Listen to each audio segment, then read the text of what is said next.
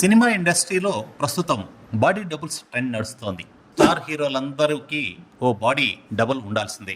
దర్శకులు సగం సినిమాను ఈ డబుల్స్తోనే కానిచ్చేస్తున్నారు. హీరోలు కూడా మాకు బాడీ డబుల్ ఉంటే తప్పేంటి అన్నట్లుగానే ఉంటున్నారు. అయితే ప్రస్తుతం రాజమౌళి దర్శకత్వంలో మహేష్ చేస్తున్న SSMB 29లో బాడీ డబుల్ ప్రస్తావనే ఉండకూడదని హుకుం జారీ చేశారట రాజమౌళి.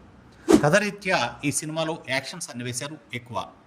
ఆ సన్నివేశాల్లో ఏ కోణం నుంచి చూసినా మహేష్ మాత్రమే కనిపించారని ఆయన గట్టిగా నిర్ణయించుకున్నారట.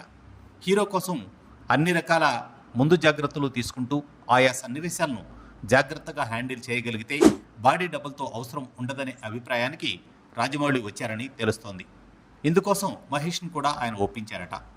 అభిమానులు మరింత థ్రిల్ ఫీల్ అయ్యేలా రాజమౌళి నిర్ణయం ఉందని పలువురు అభిప్రాయపడుతున్నారు. ఇప్పటికే 2 షెడ్యూల్స్ని ఈ సినిమా పూర్తి చేసుకుంది. త్వరలో 3వ షెడ్యూల్ని టాంజానియాలో కానీ దక్షిణాఫ్రికాలో కానీ మేకర్స్ ప్లాన్ చేస్తున్నారు. ప్రియాంక చోప్రా కథానాయికగా నటిస్తున్న ఈ చిత్రంలో పృథ్వీరాజ్ సుకుమారన్ విలన్గా కనిపించనుండగా మాధవన్ కీలక పాత్ర పోషిస్తున్నారు. ఈ ప్రతిష్టాత్మక పాన్ ఇండియా సినిమాను దుర్గా ఆర్ట్స్ పతాకంపై KL నారాయణ నిర్మిస్తున్న విషయం తెలిసింది.